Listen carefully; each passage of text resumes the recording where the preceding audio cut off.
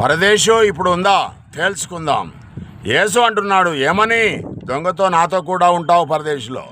ప్రకటన గ్రంథము, పరదేశంలో జీవవృక్ష ఫలాలు ఉంటాయి, తింటారు. యేసు అంటున్నాడు లాజరు ధనవంతుని గురించి ఒక కథలో 16వ అధ్యాయం 32వ వచనంలో లూకా. అదంతా కూడా ఒక పిట్ట కథ లాంటిది, ఒక ఉపమానం లాంటిది. భయం ఉండడానికి చెప్పాడు యేసుక్రీస్తు ప్రభు. హెబ్రీ గ్రంథంలో అబ్రహాం అంటున్నాడు కదా, మనం రాకుండా సంపూర్ణం కాదు అంటున్నాడు. క్రీస్తు రాందే పరలోక రాజ్యానికి ఎవరు కూడా చేరరు, ఉండలేరు. దేవుడు అబ్రహాం ఇస్సాకు గురించి వాడు సజీవులకే దేవుడని కదా అంటున్నాడు దేవుడు. అంటే వారు నిత్యజీవానికి అర్హులుగా ఉన్నారు, కానీ యేసుక్రీస్తు ప్రభు రెండవసారి వచ్చినప్పుడు మాత్రమే వారికి అర్హత ఉంటుంది, అబ్రహాంకైనా ఎవరికైనా. యేసుక్రీస్తు కూర్చిన మాట వలన నిత్యజీవం వస్తుంది. వినుట ద్వారా విశ్వాసం కలుగుతుంది. ఆ వినుట క్రీస్తుని కూర్చిన మాట వలన కలుగుతుంది. యేసుక్రీస్తు